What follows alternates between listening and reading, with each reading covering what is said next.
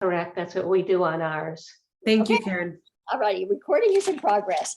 Well, good afternoon. My name is Karen Sheik. I am the president of the Colorado League of Women Voters, and I'd like to welcome all of you and thank you immensely for you taking time on a Saturday afternoon to come and listen to our presentation and hopefully be willing maybe to stay a little after the presentation is over to provide us with feedback so that we can in fact perfect this and make it better. You are somewhat guinea pigs today.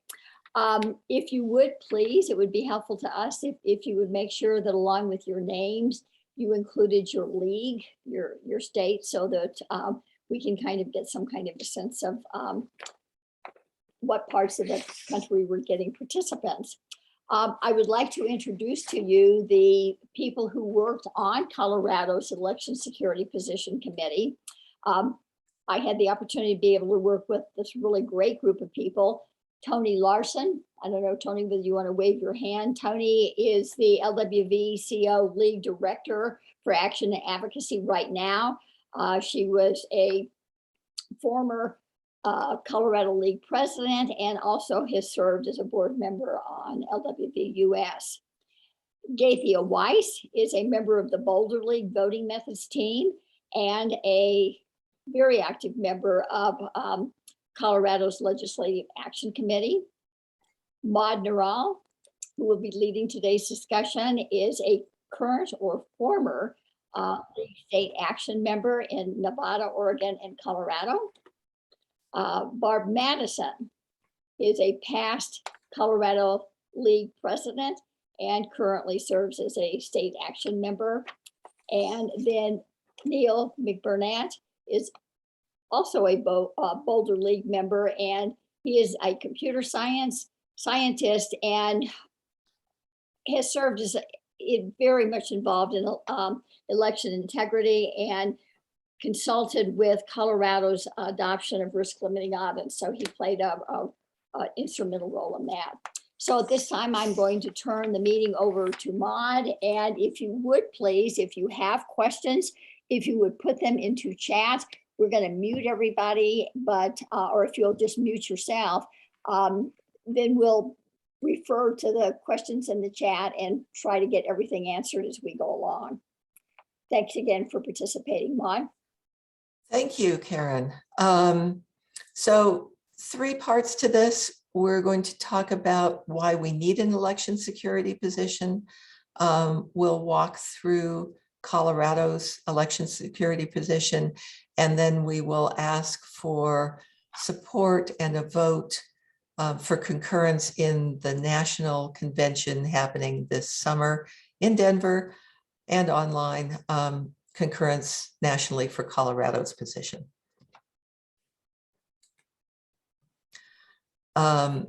So the League of Women Voters of the US has a campaign for making democracy work, and one of the key parts is improving elections. And our election position, security position, will allow League members all over the country to advocate for improving the security of elections, if of course it's adopted nationally. This is from Impact on Issues. LWVUS has a principle of supporting election systems that are verifiable, auditable, and encourage participation and representation. The actual league, national league position is 1 sentence. The actual position on voting is 1 sentence, and it's silent on security. This 1 sentence may have served well for the time when it was adopted 40 years ago, but both time and technology have changed, times have changed. Our position elaborates on the current position to make sure that not only does everyone get to vote, but that everyone's vote gets counted accurately. To keep the nation's election system secure, we believe the League nationally needs a robust election security position that we can all use to advocate.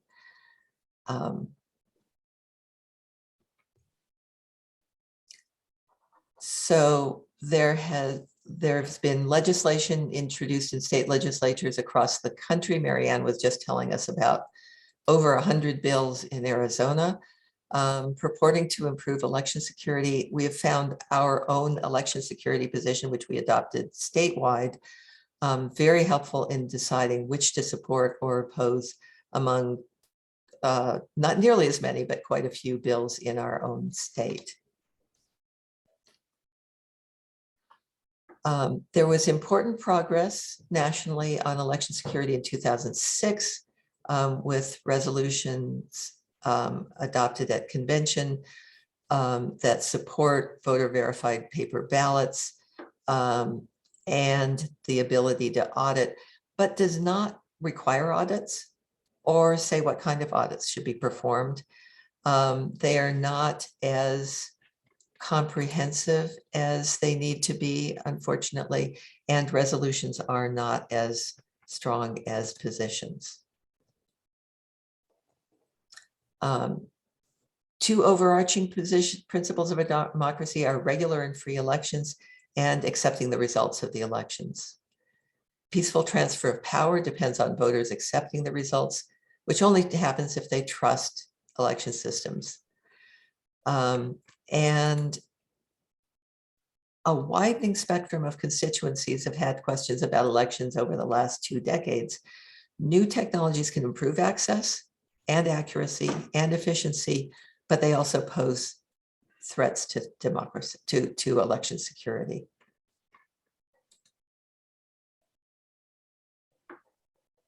Gaithia, you're on mute. I was trying not to talk too much because I have bronchitis, but I do have to be off mute. So this slide lists the key points in our position. Election security is nuanced, and there's many aspects that expand on this in the following slides.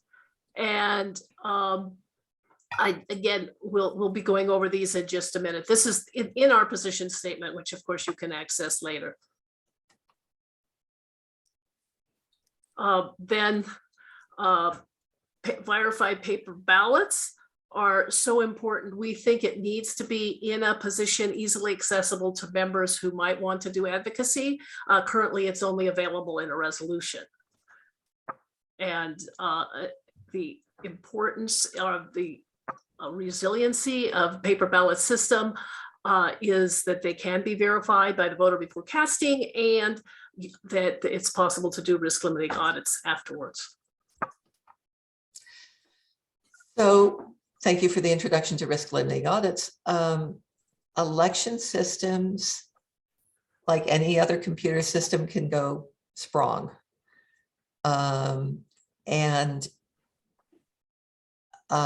The existing LWVUS position says we have to be able to vote, but again, says nothing about whether the votes are counted accurately.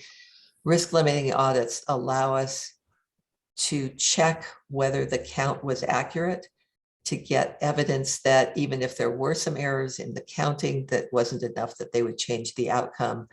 And our position on audits is completely consistent with the 2009 LWVUS election audit report, which we wish they had publicized more.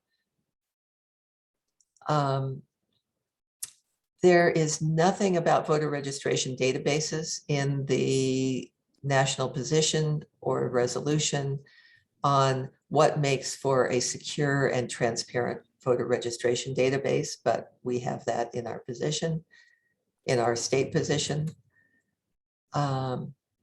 Software independence. So Neil, who is our beloved election integrity consultant and member of our group, took quite a while to get the idea of software independence through to both Gaithia and me, but he succeeded. It does not mean not using software. It means checking up on the software. It means using but verify. And so that even if the software is hacked, we can still tell how people voted without relying on the software. And to do that at this point, We can only do it with voter verifiable paper ballots and risk limiting audits. The current national position doesn't talk about software, it doesn't talk about how to audit, how to check up on the software. We introduced this term of art, the software independence, because it helps future-proof our position. As new technology opens new ways for voters to really ensure that their vote is counted accurately. So we're not trying to freeze something in 2022. We're trying to get a position that can be used for decades to come. So the national position and resolutions are completely silent, but a chain of custody seems obvious, but it is really important to crucial for having a secure and elections and auditing capability.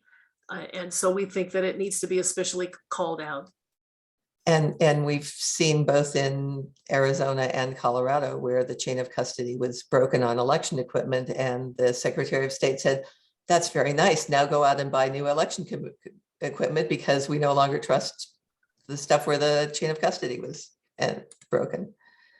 Yeah, it's very important to get the concept of these things across to the public, and having them as a position that we can point to, as I have done as a legislative lobbyist here in the state of Colorado, is really an important thing, we think.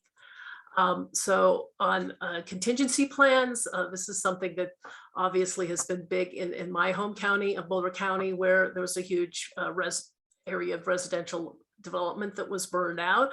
Again, the LWV US positions and resolutions are silent on contingency plans, but unfortunately national disasters are becoming more and more frequent.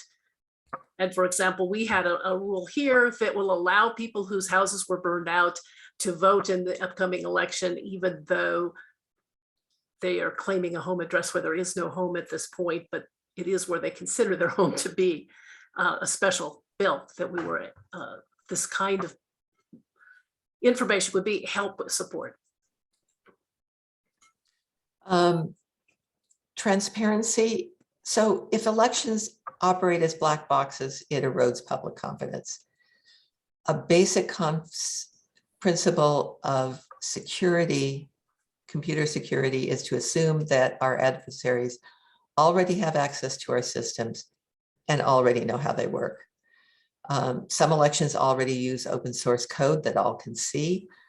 Our position calls for the public to be able to see much of the election process without interfering in an ongoing election, and thus build confidence that elections are secure.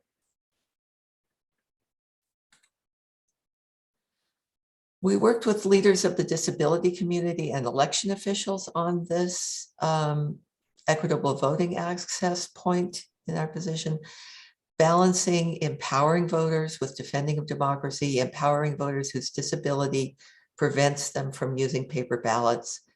We're providing some important guardrails, but leaving the details up to best practices as they evolve, again, working on future-proofing this position.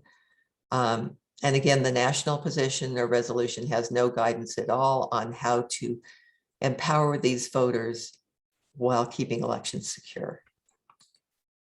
So again, we just wanted to emphasize that what we're aiming to do with this concurrence is adding to what the National League already has. There's nothing that contradicts or refutes any what is there. But we're trying to guide members nationwide on what makes election systems secure and strengthen our ability to advocate for secure elections. And we're asking, of course, for concurrence at the next national convention, which is June 23rd in Denver, or online.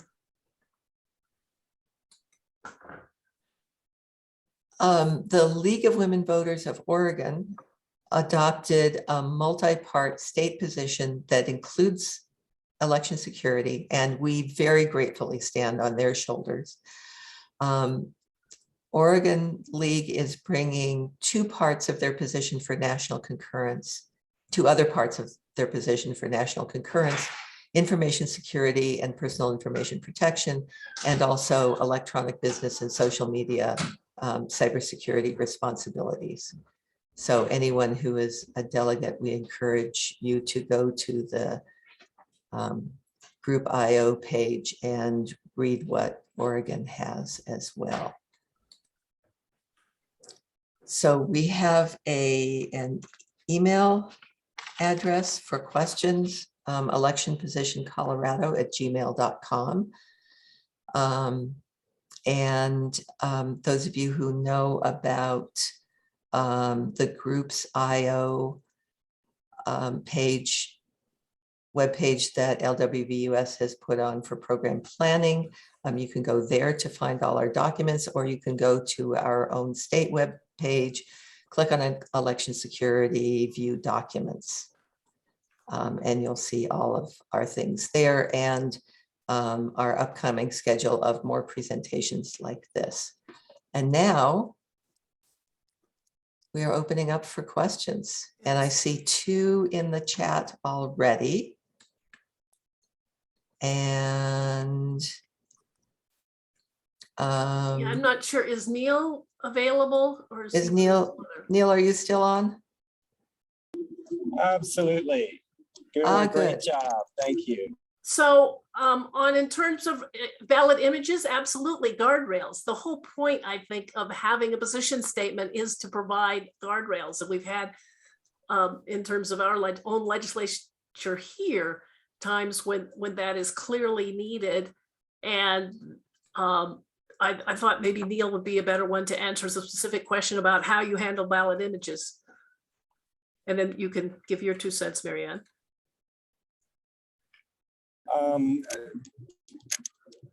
So what I see in the chat, I think, is this is the question, is that you need guardrails around valid images, and we agree. You need to make sure that they can't be used to violate voter anonymity, and so that's exactly the guardrail that we think is very appropriate. Do you have other comments or thoughts on that? Yes, if I may, and Yeah. Yes. Yeah, just please. to explain to the group that for those who aren't, I've been working on analyzing legislation in Arizona, and it has been awful. The level of voter suppression is incredible. And we had a discussion with one of the gentlemen who was involved in auditing the auditors of the sham ballot initiative, who was proposing this. And the reason we oppose it is that there need to be guardrails around how people can use this, because here in Arizona, I will guarantee you, if you put ballot images online, there would be people who would be running their own counts and saying, wait a minute, these election results are wrong. So there were lack of specific guardrails around when the images would be released relative to the official canvas, and how or if they could be used to challenge official records. And for example, we had ballot images going from Arizona to somewhere in Montana during this audit in Maricopa County, and they were looking for things like folds in the images, because that would prove that they weren't, if they couldn't find a fold in the image, that would prove they weren't put into the envelope and it was a fake ballot. They were trying to say that if the square on the ballot was too perfect, it was made by machine, and that was a fake ballot. So here in Arizona, those ballot images would be used to make spurious challenges of the results. And we really took issue with having these images available before the public canvas was even complete. I mean, I'm sorry, we've been battle scarred here in Arizona. And I think the biggest problem comes from how finally you separate out the individual ballots, and whether or not that information can somehow be cross-correlated with other databases, so that if you have a precinct where everybody is 99.9% of the people are highly likely to have voted the other way, can you somehow pinpoint those other voters and violate anonymity? yes, Yes. yes, On the other hand, In terms of spurious claims, just the other night, gave a presentation to the Boulder League on the election legislation currently that In we've dealt with this Colorado, session yeah. in Colorado. And there was a question about what about all the counties where more people have voted than there are registered voters? And we're like, you know, people are going to make claims no matter what you do or what you say. And so Yeah, you wouldn't do it before it you know, before the vote is complete. And But actually, our transparency, we are hoping in the long run builds public trust. And the question is how to get to that point. Yeah. and here's a Yeah. little side feature. Our actual Association of Counties, which is sort of a trade organization for the various counties within Arizona, came out and opposed this as well, because apparently people write really profane things on their ballots, and they wanted to make sure that they weren't liable for this. So they actually went in and, modified the law so that counties wouldn't be, liable for obscenities on the ballot images. Well, we Yeah, had that- a system for obliterating those. They have to be, and we talked with one of the county clerks. Scrubbing. They have So to, let me just- people evidently doodle all over the ballots. I don't know why, but they have to remove anything that's identified. Special. Let me just jump in for a second. So these are all important things, and the details of how to make evidence available that in fact encourages and supports public confidence is not necessarily easy. But Colorado and many other states have for years made ballot images available. They have redacted any appearances of names or of obscenities or other problematic things like that.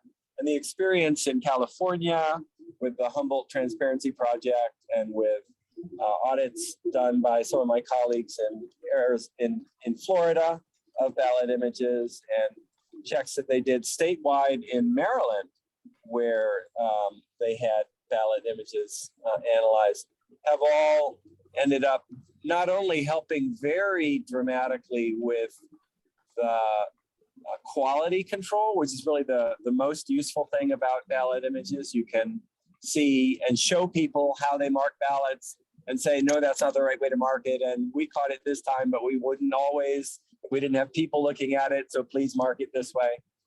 But also helping to understand where the very occasional glitches in machine interpretations happen, where they get it wrong. So the guidelines and guardrails would have to make sure that the images are properly authenticated so that people can't make something up. You should have digital signatures and things that make it easy to confirm that a particular image that you've got hasn't been modified afterwards.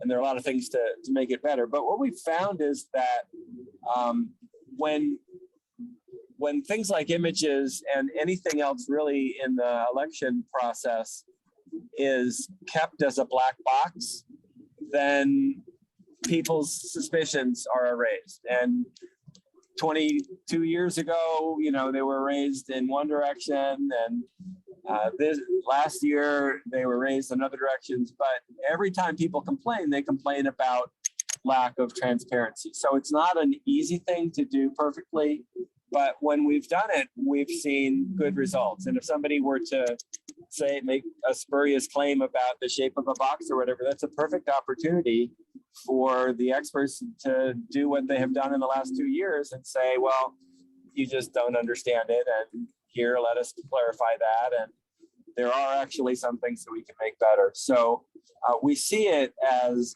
a benefit. And I'll just also say that all of the positions are offered to local leagues to help them grapple with these issues. And adding guardrails is exactly the kind of thing that we use best practices to do. So we just think that transparency, including of images, is useful. But I would love to hear more. And I followed quite a bit. I know that Arizona has been a nightmare because of loss of chain of custody, because of loss of transparency around the things that ballot images actually could have helped with. So, but I'm eager to hear more. Go ahead. So, and I would say, Marianne, our hearts go out to you in the league in Arizona because you faced really tough situation there, and we appreciate the league there standing its ground and fighting for fair elections. So It's sort of unfair being in Boulder County, which is. Yeah, it's so we really appreciate the work that you're doing. And honestly, it's incredibly sad because Arizona in 2020 had extremely well-run elections. They were incredibly well run. And I had another question that, does your position support the use of electronic tabulation? And the reason I ask this is because we have actually had a number of bills that have asked and tried to require all ballots be counted by hand, which if you look at the data is a terrible idea. It's a much higher error rate for all hand counting. We do have the provisions for hand counts in challenged elections, absolutely. And we do have the provision for checks of hand counts. A certain percentage of all ballots have to be, pulled out and checked. We have a 600-page elections procedure manual that comes out from the Secretary of State's office. But we've had a number of pushes to have all manual counting, and that is just horrible. And so I'd like to see some provision for secure, verifiable electronic tabulation. So we don't, Kathy and Neil, correct me as if I'm wrong, as happens, but we don't say we're a bit neutral on that. We sort of assume that there are going to be electronic systems. I mean, we assume that obviously there are. We talk, 0.5 voting systems, both hardware and software must be supported, tested, accessible, and secure, assumes that there are electronic voting systems. But These don't. are electronic tabulation. So it's a paper ballot, but it's tabulated by an electronic counter. Right. That's. So the legislation on election security that is before the Colorado legislature is a flip of that, which is to require electronic tabulation systems, but only in counties above a certain size, 100,000, I think. And that's because we do have some really tiny, obscure places that hand count and always will hand count, and it's just the way it is. So it isn't that we're going to specify a specific equipment in this because we're trying to keep it kind of timeless, but I think your point is correct.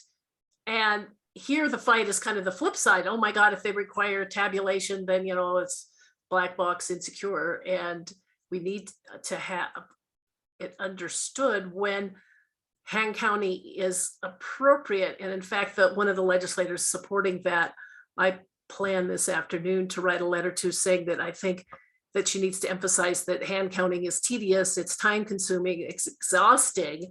And because of those things, the accuracy goes way down. And certainly if you had to do every single vote and not, as I have done in the distant past as an election judge, count one close election over and over again till we're convinced we have it right, that's when you get errors that you can't. So I think I'm not sure how exactly we would put that as a requirement. Do you think it should be a requirement? No, absolutely not. There are small jurisdictions where hand counting makes sense. But, and you don't want it, and the other thing I'm concerned about is disparaging the idea that when you do a risk limiting audit, and then you do more extensive risk limiting audit because it's questionable. And then finally you decide it's really questionable. The thing you do is hand count. Yes, And same for a close election. So you don't want to totally disparage the idea that that's inaccurate. And it also sort of rubs people the wrong way because they don't get that. Maybe they Yeah. worked in a retail establishment where you better get your cash drawer balanced at the end of the day. The other, So the other, it isn't that it's entirely good to do that. And I'm not quite sure how to handle that. Like, So- what we really want is the only humans can do a definitive interpretation of a paper ballot, which is why we use them for audits. We absolutely want to leverage the benefits of computers for tabulation and for counting and so on in many cases. So it's a combination of, in the most accurate case, human tabulation, human interpretation with computerized and audited tabulation. But it's a really good point, and we agree with you. and the other thing is, if you do face a bill that says thou must, everyone must hand count every single election, including Maricopa County. There are, when I'm not doing election security, I cover fiscal and revenue for our legislative action team with Tony's guidance. And there's league policy that says we need to have efficient government. Well, if you're paying a zillion people to hand count, that's not very efficient if you could instead have one vote tabulation machine. So fortunately, impact on issues is about over 100 pages, I think, and there's a lot of stuff in there that we can swipe in various places. So good questions. I think if this is a real convention process, which I kind of am a little queasy about given the timeline that the National Convention is giving for considering these things, there ought to be room for debate and friendly amendments. And so I would be open to the idea that, I mean, the whole point of bringing this forth is to have a robust discussion with other league members and help all of us improve, have better elections nationwide. Yeah. I mean, that's the way I would see it. My And so understanding. I think you have something there, and that I'm not Yeah. quite sure if it needs to be spelled out or if it could be spelled out easily. Yeah, But I'm not going to shut the door on it. I think National told us there are no amendments because Oregon was asking that. Ugh. Marianne, you are. yeah, I guess I would say that we support verifiable, secure electronic tabulation. And the reason I pointed out so many of these things is we just can't believe some of the things that we're seeing here. You would never in your life think that you would see some of these things appearing in our election environment. So that's, as I said, I'm a little battle scarred from this Oh, year. no, I think that's, Our other guests, Shirley, Kate, Norma, do you have questions for comments. or comments? I don't have any specific questions. I guess other than thinking, in terms of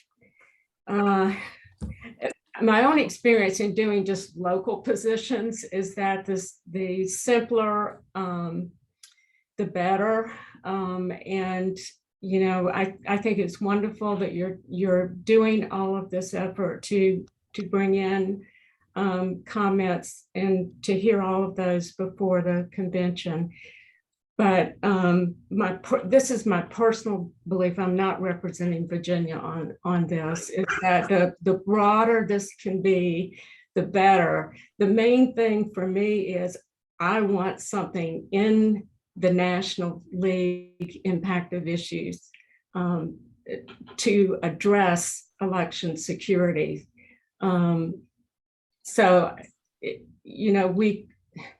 the more detail we put in it, the less chance that might actually happen. I do not want this to fail, I guess. Right. Shirley, thank you, thank you. And So and- is it, what do you think about our balance so far, or does that seem appropriate? It, to me, this looks good. I mean, I haven't studied it enough to see if there's anything specific or more general missing. I think you've covered the grounds very well. My background is information security. So, you know, just so I'm speaking from that. Right. And to me, it looks like a very good document, and I could support it personally. Well, thank you.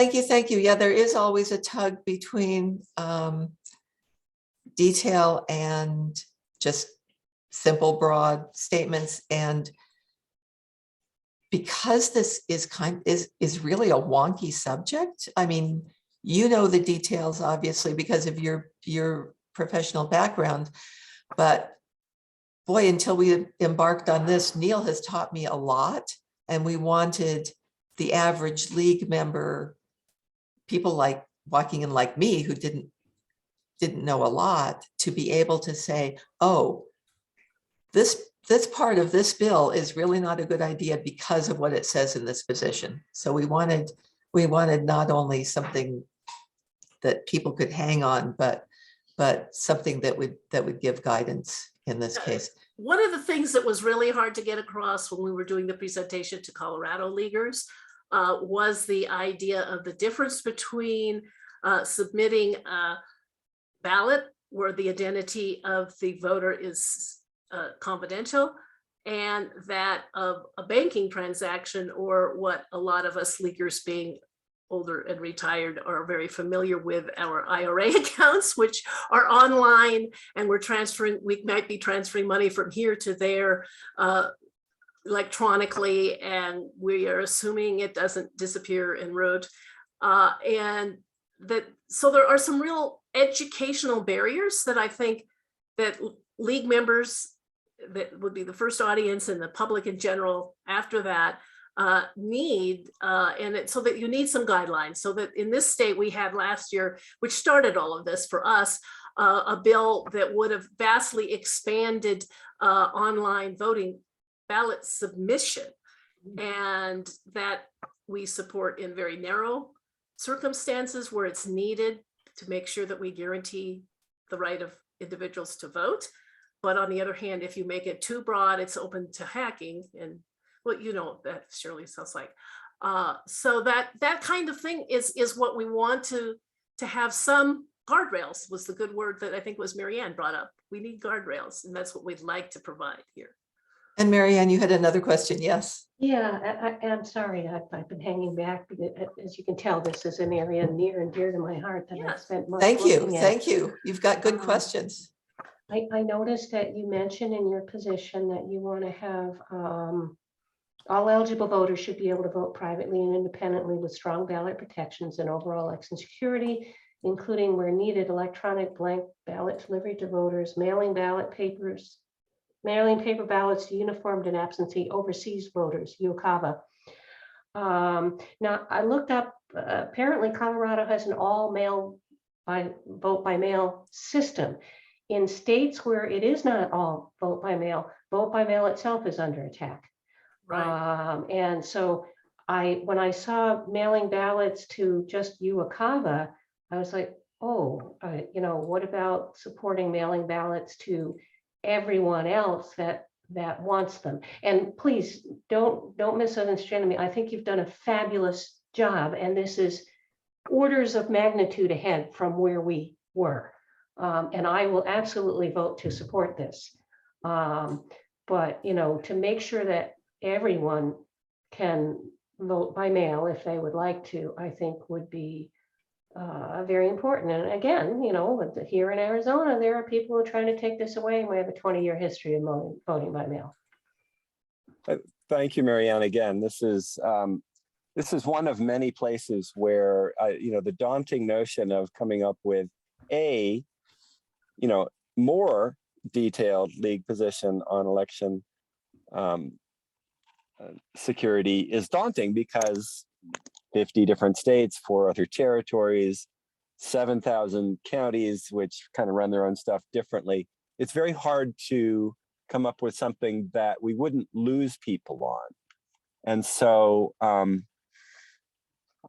in Colorado, obviously, we have a strong consensus for all vote by mail options, but there are states, and we feared that there would be places where even league members would be concerned about being too specific on too many points. And so this is one that didn't make it in the position, but I certainly understand that it's a problem, especially, you know, one of the things that points that we make about security is it's, people will say it's more secure to vote in person, which is really true, but only if you manage to make it there to vote. So if you lose people because they are effectively disenfranchised because they can't make it to the polling place, or because various other things, then that's a security problem. You're not being available in the security terminology. So we didn't want to be too specific, and I really take your point there that that it's tricky finding exactly I what. understand. Yeah, it's, go on. That's a major issue for us in rural Arizona. Particularly, we have large Native American populations, and we have people who, if mail balloting is discontinued, have to drive 2 hours to vote. We have my own ballot drop box. If it were taken away, I'd have to drive an hour. I make a 1 hour round trip to get to a place where I could deposit my ballot ahead of time. I could take it to my local polling place on election day, but it's just, you know, there's a move afoot now to take away ballot drop boxes, and that would be devastating to the Native American population in rural areas here in this state. Yeah, I know. And it's So- not just a move afoot. There's been huge court cases and very unfortunate interpretations of the implications of, exactly as you say, even thinning out the availability of making it easy for people to vote in rural areas in particular, and certainly on reservations. So thank you for doing that. And I think that's part of the statement that we make about making sure that that we do reach out. Certainly in disability communities, and I'll have to look at the wording, see if that really covers what you're talking about, but thank you for that. Yeah, and Miriam, the other thing is we were trying to stick to election security rather than voting access, except where the two overlapped on the disability voting issue. And vote by mail is, we love it here. I loved it when I lived in Oregon as well. But it's more of a voting access question. So we were just trying to stay on our own track. Shirley or Norma, do you have other questions?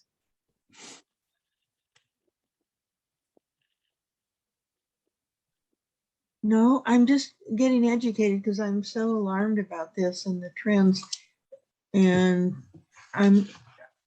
this is just for Colorado, that internal election security measures bill that's in the House, SB 22-153.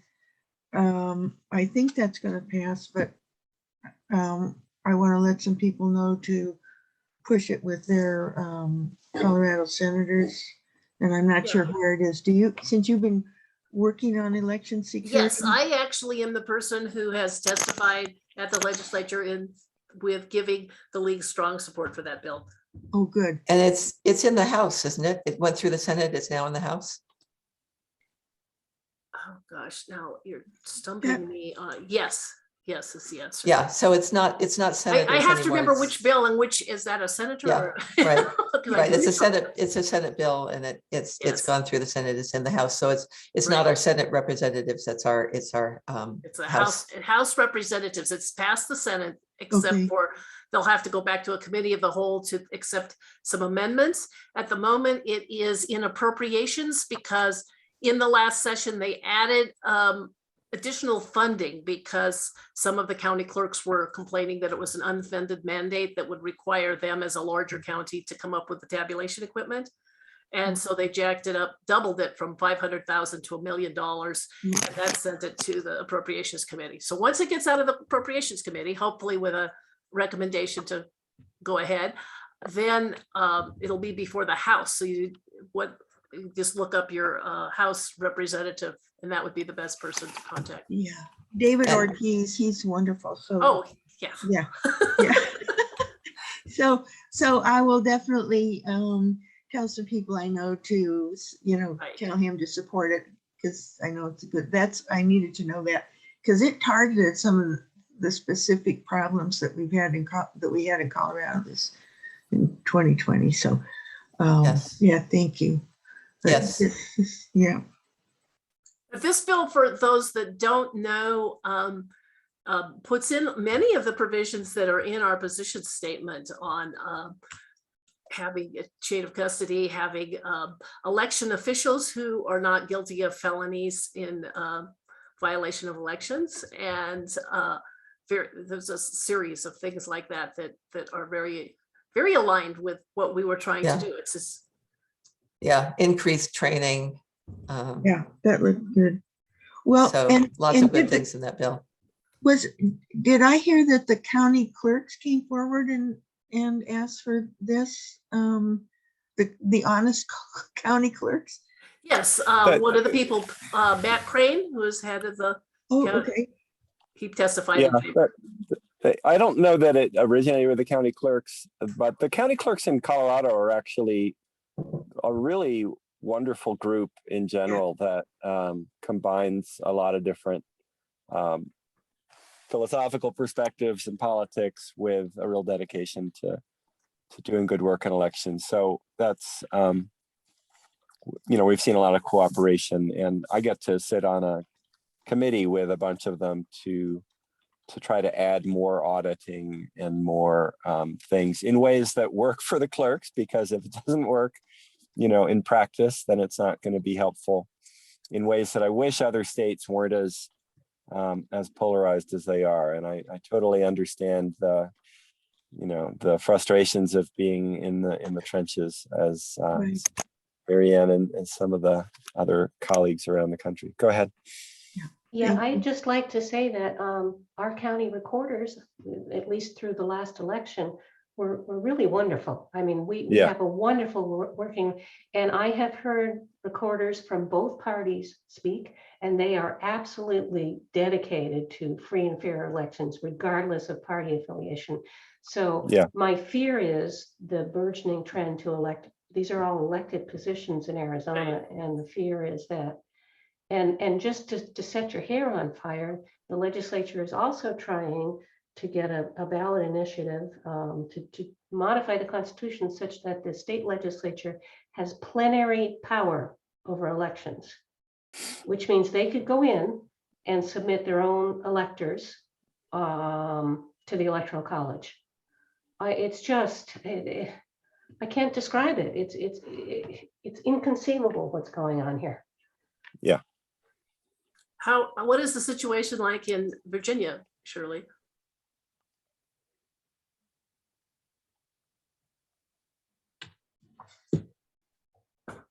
We can't hear you. You're still on mute.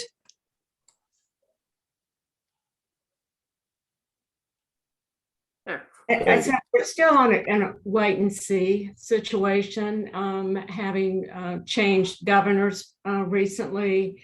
And we have our state legislature, the Senate leans Democratic, the House leans Republican, and how all of that is playing out. I do know through the recent legislative session, there were lots of bills introduced from the House that would have very much restricted voting. And fortunately, because there's at least a small lead on the other side in Senate, those did not make it.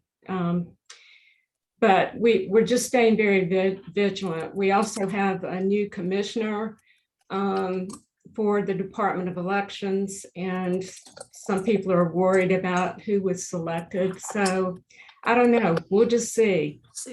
Watching very closely. Good luck with that. Thank you. Yeah, I was delighted to see that risk limiting audit bill just passed and I think was signed or is going to be signed by the governor. And it was, again, I mean, I agree entirely with Marianne that even in that in Arizona also, and really in many places, election administrators are the people on the ground. They're much less partisan overall. They're very focused on quality and stuff. It's often, more often, surprisingly, the kind of the legislatures, not surprisingly, that are looking for these partisan methods of, you know, achieving their goals in other ways. And so again, that's more true currently in Colorado than in the clerk space. But in Virginia, there really was pretty widespread, from what I've heard from the lobbyists and in groups that I know, more widespread interest in election quality, election security, and in this auditing bill, which really improves what used to be there. So that's really one of the biggest auditing bills in the nation since Colorado did ours a decade or so ago. So congratulations to the league there and to others that have been promoting that. Well, if are there any other comments? Well, we are approaching the end time for today's presentation. Again, I'd like to thank all of you who took Saturday afternoon to come and participate. If some of you would like to stay on and give us a little bit of feedback that you think would be helpful in making this perhaps clearer to future attendees, that would be most appreciated. On behalf of the committee, I would really like to thank all of you for stating your support. We most definitely appreciate that. So if you're planning on coming to National Convention in June, we'll look for you there and hope to see a yes vote if you're a delegate. And Barb has a question or comment. Yeah, just a very quick question. I just wonder for our guests, how clear was our slideshow to you? Was the flow good? Do you have any comments on the way we presented the elements of our position? Mary Ann? I thought it was excellent. Thank you. It was short and concise, which is really what you want. I understand and like the point that you made about you can't make it too specific. And, you know, I'm coming from a specific place, which is why I'm driven to ask for more, but I completely understand your point. And maybe you could put in a sentence or two about that at the beginning, but it was nicely done and it was clear and I not think too that's a good long. point. We've done that in previous presentations, but yeah. Mary Ann and Shirley, I would also like to ask you, and Norma as well, if there are other league members in your states that you think would be interested and benefit from this presentation. We're going to be planning additional ones, and we would love to have you encourage some of your state league members to participate. In fact, if there are lots of folks that would like a presentation, this committee would be very happy to work with your state leadership to get something going, because This went out to our entire legislative analysis team around voting rights. There's about 5 or 6 of us. There's 2 of us that are really intensely involved in it. And I think they were gonna, try to sign up. I told them I already was, so I can report back and say, it was a good discussion. We got behind because we joke about it being a computer virus because none of us are actually in contact with anybody else in person, but we all managed to come down sick anyway. And so I think, we really are intent on putting in as many informative sessions between now and the convention as we can, or that are needed, or that people are interested in listening to. I'm pretty sure Arizona delegation will vote in favor of this. I'm Well, quite sure. thank you, thank you, thank you. We have another one scheduled, May 17th. People can go to the State of Colorado, the State League site, click on our calendar and register just as you did. Can register for the May 17th one, and then we will be getting some more up on that calendar. And Barb, your hand is still up. Just went up again. I just want to encourage delegates from Virginia and our attendee from Arizona as well to take this back to your state boards, and hopefully they will bring a position of support to the convention. I did want to mention that the study group that I mentioned is at the Virginia level, and I know that the board will be addressing this. They are definitely aware of what you're doing. Okay. Wonderful. Okay. If you have additional questions, I put the email address, the election position colorado@gmail.com, and there's also a link to, if you'd like more information about other positions or other things that will be presented. So again, if there is no other feedback, why, thank you for participating today. Thank you so much for all of your efforts. Yeah. Well, thank you for coming. It's good to hear from other people's ideas. Yeah, And- very much appreciated. Thank And you. Laura, if you have comments, we always appreciate Laura, Tony, we always appreciate yours as well. So. Thank you. Bye now. Well,